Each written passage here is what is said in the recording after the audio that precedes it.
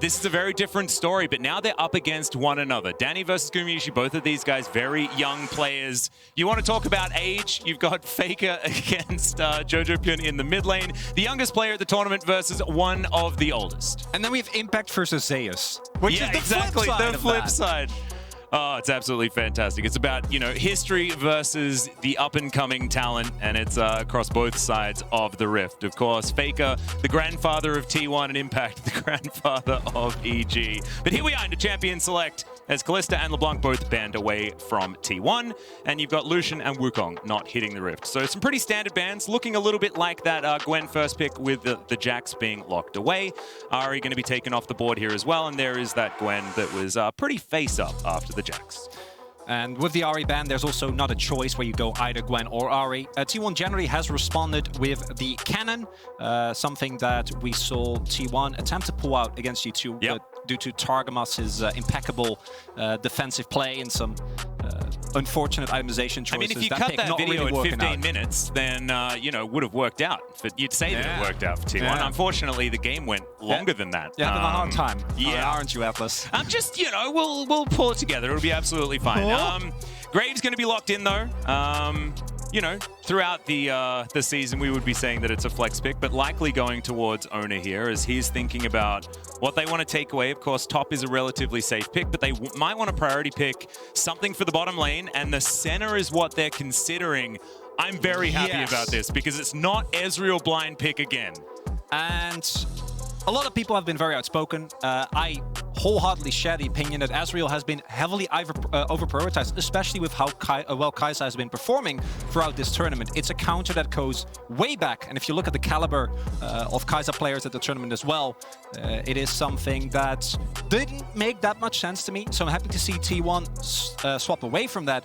In addition to that, it keeps your draft very, very open, and it allows Keria to go for more playmaking potential, because while Gumayusi has had an incredibly rough tournament. For Keria, it's been a bit more up and down, but as support, generally when your team is losing, you're also going to look a lot worse. As Twisted Fate, another pick that I think is a little bit contentious with how successful dive and teamfight style comps have been this far on the tournament. As well as this is Twisted Fate being picked into Faker, of course. And Faker has been playing Twisted Fate for what feels like longer than Jojo Pyun's been alive. Definitely untrue, but that's what it feels like given the age gap between these two players. And this is something that Faker has been famous for many of those years that he has been playing this game. The Sylas comes to mind, and they will lock that one in. As being able to follow the Twisted Fate around has been something that's already found a fair bit of success by players named Caps so far in this tournament. And the Jax ban is paying off so much here for EG, because TF is another pick that does struggle to have proper side lane influence if the Jax is packed up with the Counter-Strike. The effectiveness of the Sylas we have seen be all right. Generally hasn't been a hard counter, but teams have been able to wield that very well. As T1 now, with what has already been picked up for them, as you pointed out, they can definitely flex the Graves, but thus far hasn't really happened. And pinching the jungle pool here for Inspired is really important. Inspired has been maybe not having the impact that someone like Jankos has had thus far in the tournament, but he has definitely been one of the most well-performing members, or most stable performing members on EG, and making sure that he doesn't get a matchup that he's looking for is a good way for T1 to kind of keep EG down. Yeah, and so the engaged support, Tahm Kench, going to be banned away from Keria here. And of course, Tahm Kench center is probably one of the oldest center lanes that we've had thus far. I expect something a little bit more interesting to come out from the bottom side of the map. We know that Keria likes to flex his champion pool, and there are so many things that you can play alongside center. My favorite being Maokai. We'll see whether the tree comes in. But the Nocturne going to be banned away. Yet another level 6 jungler for Inspired. And of course, the Darkness plus Destiny combo is terrifying. No pun intended, with both Twisted Fate and Nocturne on the team. Really hard to match as well for T1, even with that Sylas already being picked up, as the Vlad ban has been rising in priority as a Gwen the pseudo counter. Yeah, it has been. I'd still see T1 just default to cannon here. Zeus is one, incredibly comfortable in the pick, and has piloted with much success into the Gwen previously. another pick that I don't necessarily love for the matchup into the Gwen, but I love overall would be the Camille, but Gangplank looking to come out here and is a pick that has been very highly prioritized throughout the tournament, has slowly dropped a little bit as initially it was basically banned every single game, and now we start seeing it get through the drafts more and more. Well, the Yuumi being considered right now for Vulcan as well. Of course, Ezreal Yuumi, one of the more famous Ezreal lane or Yuumi lanes. This one I like a whole lot more, but we're just cycling through some enchanters and I'm making the mistake of talking about hovers, but Brad's going to come in.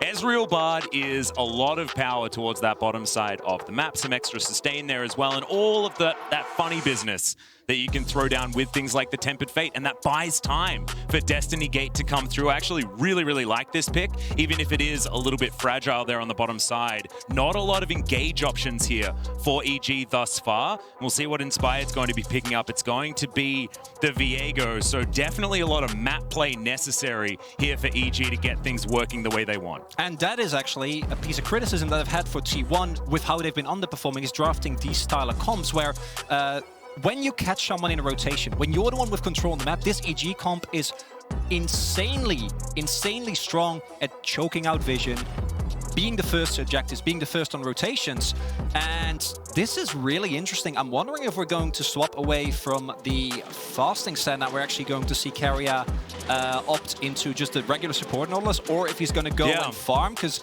generally we don't see the Nautilus actually pick up any farm in lanes like these. It hasn't been since Doinby that I've seen the Nautilus with farm, but that was quite some time ago. Once upon a time. It certainly was. It was actually, that was my favorite way to play the Nautilus. You know, you play, you lock in the Astro Nautilus skin, you get the Moby boots, and you just hop around the rift.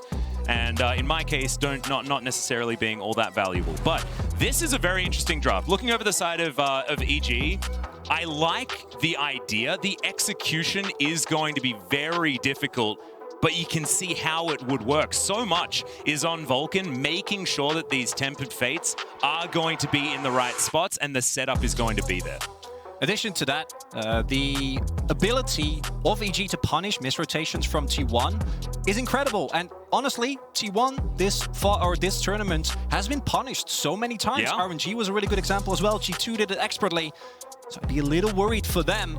And T1 going to a little bit more of a standard composition, front to back, with still some skirmishing power with that Sylas. And the best thing about EG's composition, in my mind, is I looked at the draft yesterday, especially the one against G2, and I was like, I don't necessarily understand what this is supposed to do. You look at this draft and you're like, you get it. I get completely. it. I understand this. Like, we're playing some side lanes. We're going to do some Brad shenanigans. We're going to take some magical journeys, and we are going to catch T1 unawares.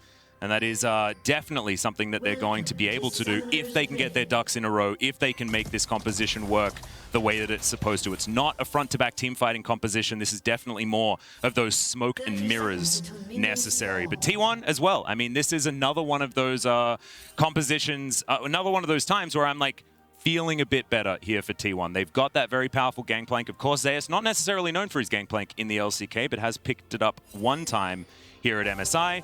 But Ona, very comfortable on the Graves, and we've seen Faker do some amazing things on this Sylas.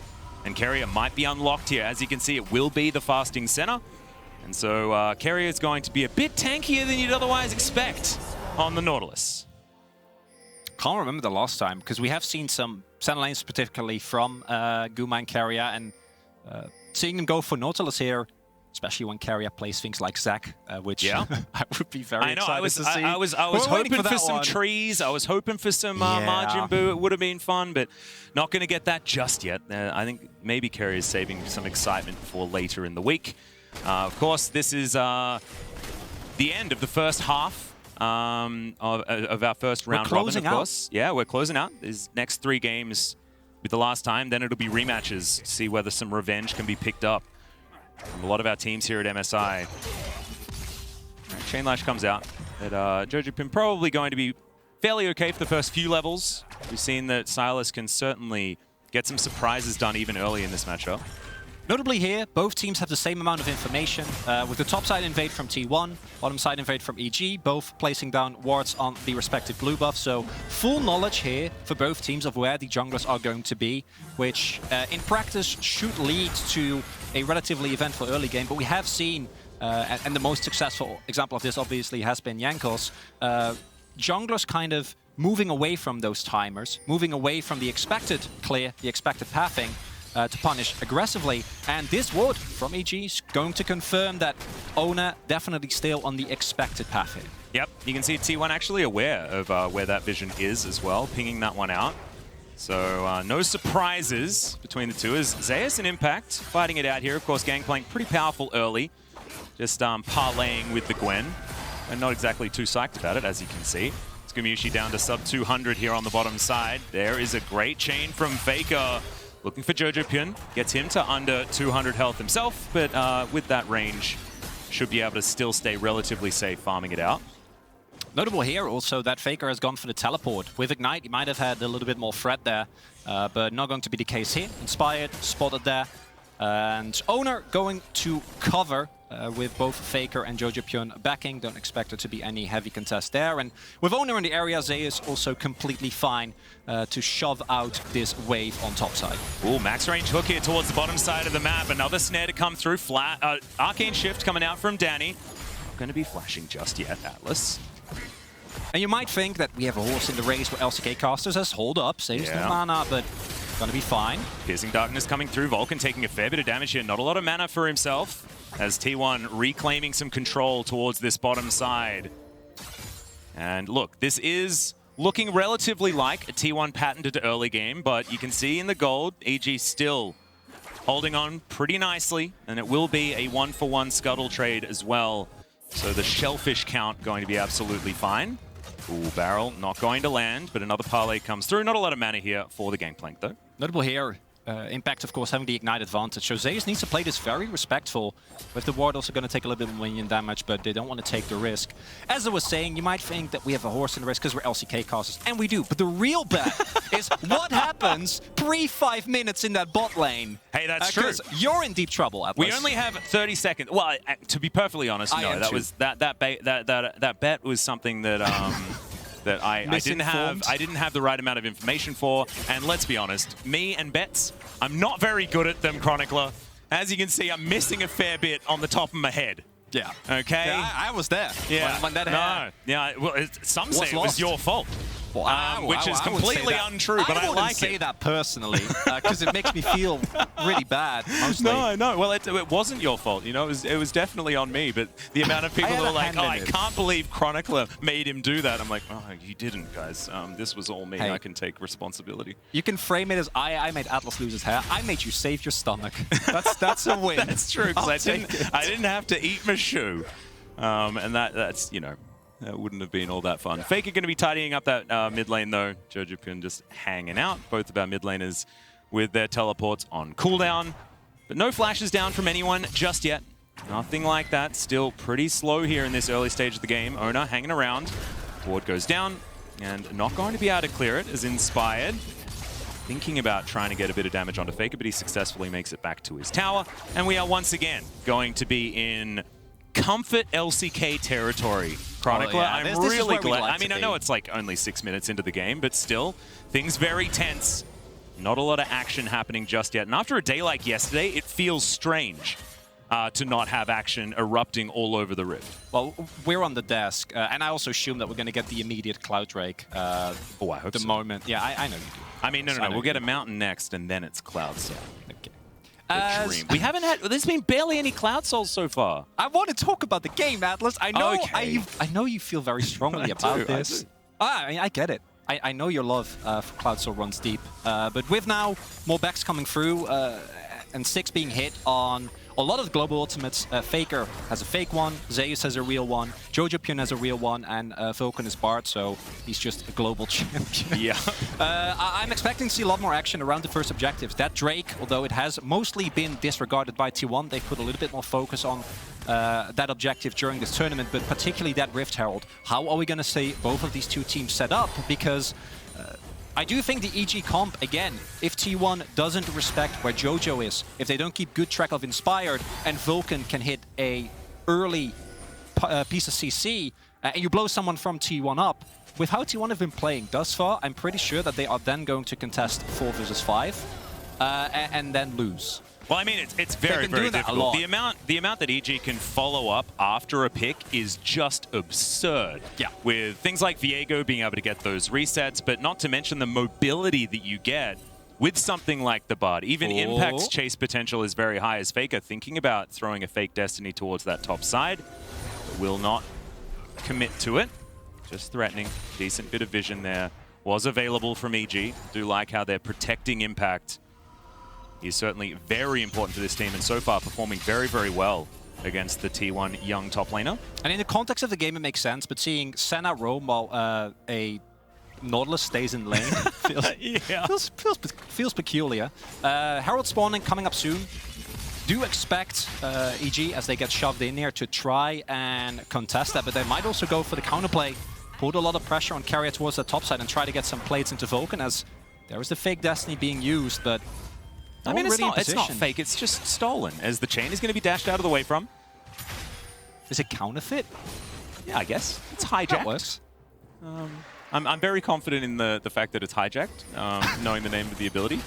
Other than that, don't know quite as much. As Kerry's going to find a hook here on to the Twisted Fate in the mid lane. Decent chain to come out, but the flash comes through from Jojo and Vulcan in the area perfectly. Will be able to save his mid laner, but that is a flash down on the Twisted Fate. Fake is going to return the favor, though, so neither mid laners with that option. A little disrespectful from T1 there to try and actually shove in that wave. When they were taking Herald, can just let that wave go, and then you don't have to use your flash. Overall trade still going firmly in favor of T1, as with that roam from Carrier towards mid, going to be having enough pressure, picking that up early. Yep. Zaya's just shooting Impact over and over again. Now that Sheen has been picked up, it's going to be even more frustrating for the Gwen. But of course, when that Leeching Leer comes in, it will be a little bit better with the added sustain that Gwen will have for herself. Jojo Pin, as soon as he enters Fog of War, T1 do need to be careful. There's now Impact going in. Trial by Fire, I believe, down onto the Gwen now as well as Ona comes on over. Needlework is out there, flashes forward, and that's going to be first blood for Zayas, continuing his amazing run here at MSI. With the lack of vision and no defensive summoners available, big risk that you're taking there as Impact going forward so far. And I was just going to say, T1, they can probably get some plates, but getting an actual first turbo looking rough as Guma. Yeah, this is looking rough as well. Chronicler is now Faker. He's got the Destiny Eye on top of him. Gold card comes out, the Piercing Darkness, not enough healing whatsoever, and EG fight back. And Guma getting taken down is a prize that EG is going to be very happy to take. Unfortunately for them, overall trade still firmly in favor of T1, as with that Impact death, so much gold going into Zayas, who has been, by, I'd say, a large margin, the most consistent performing member of T1. And domestically, Zayas got basically no attention, and he didn't need attention, because again, T1 basically unchecked within their own region. But here at MSI, it's been such a different story, and I'm happy to see T1 actually pay way more attention towards their best performing player. Guma, unfortunately, at least doesn't use the flash. He's used a lot of those in plays where he shouldn't in the matches thus far. So at least holds on to that, but exactly showing what EG wants to do, which is pick off those stragglers. Yeah, well, our MasterCard Mythic is going to be the Trinity Force as we have a look at the replay of this first blood. And yeah, Gangplank pretty powerful at this stage of the game, but committing to the flash gets the parlay, and Gwen was unfortunately not immune. And I think also a fake sense of security there, possibly for Impact, because Jojo was roaming up. And if a Twisted Phase is roaming towards your lane, you're going to feel a lot better about it. Guma walking alone into enemy territory with no one to really back him up. Unfortunately, just gets taken down immediately. Nicely done there. And those type of mistakes right now are not too consequential. But the EG comp is going to be able to do this regardless of how far we get into the game. And it continues a trend of the type of mistakes that domestically T1 just didn't really seem to make as they pick up the Drake here. Tempered Fate going to be flashed there from Gumayushi, not wanting to take the risk. So now the Senna largely going to be a sitting duck as this game continues. EG now continuing the push towards the bottom side. Kerry in position, Inspired wrapping around as well. Looking like a bit of a 3v3. There's a flash over the wall and the pick comes in! Carrier locks down incoming Shadow does a lot of damage. The magical journey will be followed by absolutely everyone as Faker has got the inside track. The cosmic binding is amazing from Vulcan, and Danny finishes off the kill. Arcane shifts out of the way of the hook, and EG will walk it out. Wonderfully done there by EG. The greed from T1 to go for that Zeus. Yeah, Impact fighting the gangplank here, and the needlework, that last one not landing. Dashing forward, let's see whether Zeus can win the 1v1. Trial by Fire is so powerful, and that will secure it. Solo kill for the gangplank top lane. Jojo Pyondo, he's looking. Can he dive the turret though? Oranges are there, okay, and Gangplank has a habit of being K after eating them. A little carried away there after 2 successful plays. Yeah, top side, unfortunate play, even with the Ignite advantage and the ult advantage. Zeus having already finished his Trinity Force. Not a necessary play, but this is a really nice punish there from EG when T1 overextends. Forcing the flash here is nicely done. Again, you see the attempt from Inspired to roam around and maybe look for a good skirmisher, as they should with the composition. And then this pick off T1, that part's great. Inspired is on vision, Carrier flashes over, and they hunt it to 0 in. And then they follow Bard through the portal. Yeah, and there's not a lot of rules. Yeah. That's one of them. Don't chase Singed and don't follow Brad through his portal. You can't. And really nice ultimate as well from Danny, being able to actually pick off Faker there, who was hiding behind the rest of his teammates.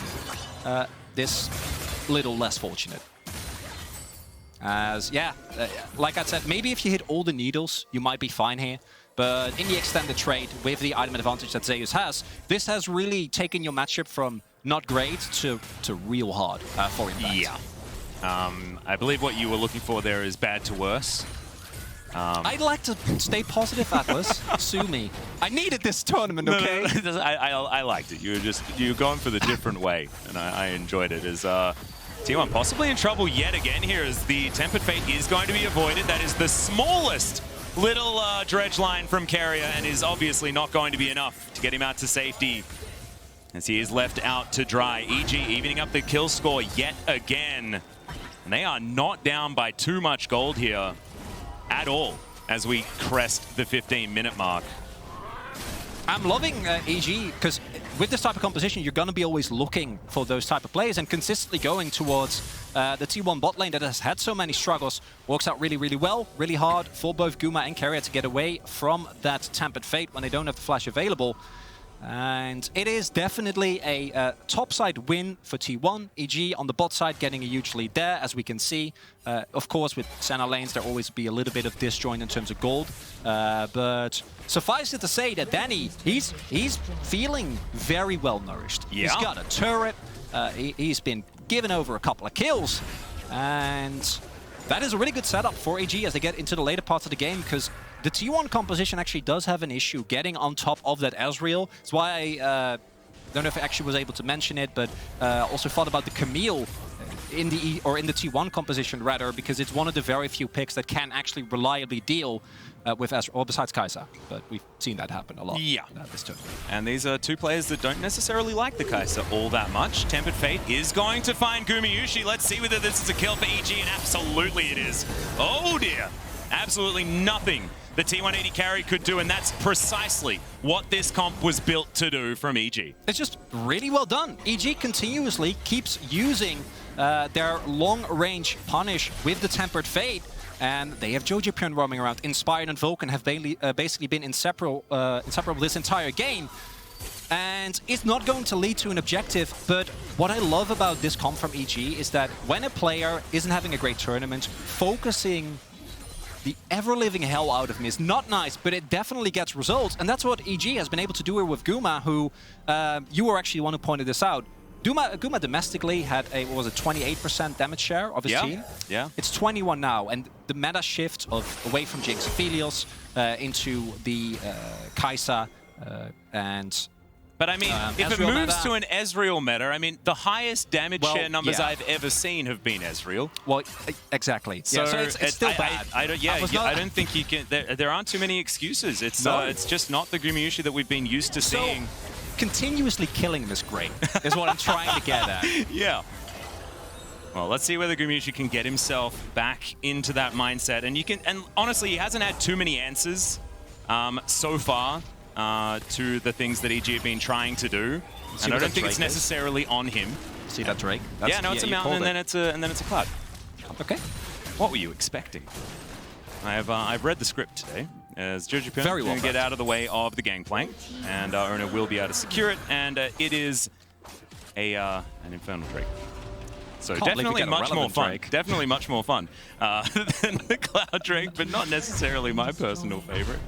As Zeus picks up the tower on the bottom side of the map. Faker looking for a back as well as Owner. We'll see whether Jojo Pun's going to be able to do anything here. Of course, Skullcar's not as threatening to a gangplank. Carrier's Locket does get finished up. And Gumushi just trying to farm things up here in this mid lane. See whether the center can get online. Of course, still a fair bit of soul farming has come through, but as you can see, he takes a lot of damage. Soul count also not looking particularly great. Only sitting on 51, only 51 right now. Yeah, it's just a bad experience for the T1 bot lane, and that kind of beckons the question: which team actually got the better hand of this early game? Because in terms of gold, there is clearly neither team that has been able to really break away. But when have we been able to say that for a T1 match so far? I mean, it feels like even in games that T1 loses, they have at least a 3,000 gold lead. Yeah, you're not wrong. Yeah. That has been one of the main characteristics. So EG managing well in that regard, I think in of itself is a big win. On the flip side, I do feel like T1, when it comes to the overall composition, is going to have a lot easier time in the late game. There are some really well-scaling parts of VG, Impact most notably, and the Ezreal, as I mentioned previously, will be hard for T1 to get on top of if they don't have something like a Stolen Tempered Fate, like a Destiny from the Sylas, but it is a little harder to execute. You do need to have all the pieces in motion, and you need T1 ideally to, again, have someone roam away from the main team. Be able to pick them off, start those resets for Inspired. Also, Zeus went Hullbreaker, and that is a clear sign that T1 is presumably going to be looking for split pushing, which into the composition of EG is a, I'd say, ill-advised move, because they don't really want you to group. But I mean, yeah, no, I don't have very many positives here. As Zeus is going to test out his new Hullbreaker here. Carrier is going to ruin it for him as Tempered Fate comes down. That is going to be Owner, though, in the back line, seeing what they can do. Cannon Barrage is absolutely fantastic, and Inspired has to break his stopwatch to stay alive. Gumushi now back with the team in the Phalanx has been reformed. A stolen Tempered Fate comes down, and Bard gets a taste of his own medicine. Gumushi picks up the kill to get some revenge. Shirley will go down, but T1 1-0 in the fight. And the smokescreen from Owner was so big there, not actually allowing EG to immediately pick off Zeus. That would have been a huge boon. If they hunted to zero him, he's the most fat member on T1. Him going down would mean a surefire win for EG. Unfortunately for them, not quite working out that way. And while the first two Drakes going over to T1 have not been the biggest issue, we do see here again, the front-to-back teamfight from T1, I think is incredibly hard to play into. If you don't hunt to zero someone, the healing that Guma provide is going to be a big problem. And Zeus, if he gets off a couple of barrel combos, even with Hullbreaker, it's going to hurt a lot. No, it absolutely is. There's another thing that I kind of want to talk about a little bit, because I imagine a lot of people are saying like T1's got a lot of physical damage. Things like this certainly can be a problem sometimes. But of course, you know, Sylas is there, but going to be building a lot of utility in the earlier stages. But I mean, no one on EG is going to be building anything remotely defensive. So it's not as much of an issue necessarily, but still something to keep in mind as this game goes on. You are getting a lot of value, as we can see from the amount of armor that's already being stacked by EG, right? Them being able to pick up multiple Tabis and try to deal with the, especially when Faker isn't actually targeting you, because Sylas single target damage is amazing. Yeah, no, exactly. But, in a team setting, it's not nearly as impressive until like late game where you can steal Ezreal ultis and whatnot. It is definitely rough, and that actually adds to Zeus going for a more tanky build. It's very consistent, but it does mean that those one-taps, especially against the squashy members of EG, is not going to be as reliable as it might otherwise be. Well, Impact is going to come on over, take down that control ward as well as the barrel and the brush. And yes, 30 seconds until soul point for T1. They desperately want to lock that one down, get some control on this map, because if EG get map control, this composition capitalizes on it so incredibly well. True-shot barrage to come through from Danny, just to tidy up that mid lane as best he can, get a bit of added information. As Zeus with his Scryer's Bloom sees exactly what's going on, but EG are stacked up. Carrier going to buffer the dredge line very nicely to get out of the way of the Tempered Fate. A big tool now not there for EG, as that's a max range dredge line. Arcane Shift from Danny. He flashes to get out of the way as well as Faker. Off to the side, the Dawning Shadow will help take down the Ezreal. Another dredge line comes through from Carrier, but the stopwatch is there for Jojo Pune. It's not going to do enough as Faker just dashes out of the way. And Zeus is underneath the turret. He straight up does not care about that extra damage. And the barrel does so much work. Impact is so low, and T1 wipe the fight. And Danny is the one person that can't die on EG. He can't go down first. Their most fat members, so many resources invested in getting him ahead, and him getting taken down means that T1, even though Impact, who has been put so far behind, gets them dangerously low, they lack the crucial damage. And it might have been a soul point, which is unfortunate, but not the end of the world. But instead, T1 pick up the Baron. Well, Inspired's going to pick up the Drake. He's going to die, but they deny soul point. So I guess there's that. Baron goes over to T1, though. And now there is so much pushing power. And EG with a composition like this, very difficult to play into that Baron at the same time, because they're the team that wants to be playing those side lanes, and T1 now with a big advantage.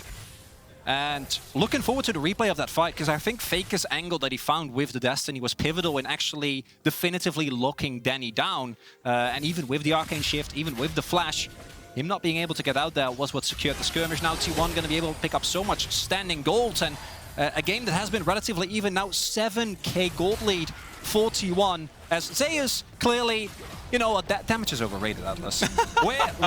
we're utility gangplanking here. Yeah, that's what it's all about. You know, you got to get all of those safety items first. Okay? Yeah. He has free items. He I mean, Trinity Force by itself is tons of damage. My friend David told me about that. As T1, they do get themselves out of the way. Tempered Fate will land, but no follow-up is going to be available. Now they'll move themselves back. The Baron being utilized beautifully here as Zeus is going to take down the inner turret on the top side. Claims that, and now he's just a brick wall, denying EG any access to their topside lane. Another dredge line's going to connect as the Destiny does come on through. They're trying to take down Zeus. The barrel, the gangplank ulti, just absolutely massive. And Zeus 1 versus 3 will walk it out against EG. Odin's going to take down Danny now, and I think it's all over, but the crying T1 wandering into the EG base, and it felt close until it absolutely wasn't. Who needs bank plank when you can have tank plank? Zeus gets collapsed upon, and it doesn't matter at all, because I think that's the play you need to look for as EG. Try to desperately find someone that isn't with the rest of their team, pick them off, and use that momentum, but unfortunately, wasn't enough. No, Gumayushi going to try and get some revenge here against his bottom side counterpart, Inspired. Yeah, he's going to be representing Rogue here as the Nexus goes down, and T1 bounce back after a difficult day yesterday and claim 3rd place here at MSI 2022. And it's a really big victory for T1 because, understandably, the stakes going into this match were so high for both these two teams. Previously to Rumble stage, we're like, yeah, you know, AG looking like a 4th team. No one would have been surprised by that. But instead, this could have been a turning point for them. Instead, it might be the start of a turning point for T1 as they regain some composure, regain some momentum. And even though I think EG continues to improve in every single game that I see of them, at crucial moments, team fights just don't work out. It was there is so much upside to take away from EG in this game as well. It was one of the least dominant early games for T1 thus far. Yes, EG had a composition that was going to be very difficult to pilot, but they were beginning to make it work, and there are just a couple of these mistakes through that mid-game that the whole game just ran away from them, right? Zeus also playing absolutely amazingly on this game, playing with his Hullbreaker build, and a well-deserved bow here for T1. One step closer to regaining themselves here at MSI 2022. You could imagine they're happy with this win, but it's not nearly enough to make them happy with their performance so far. Because a lot of the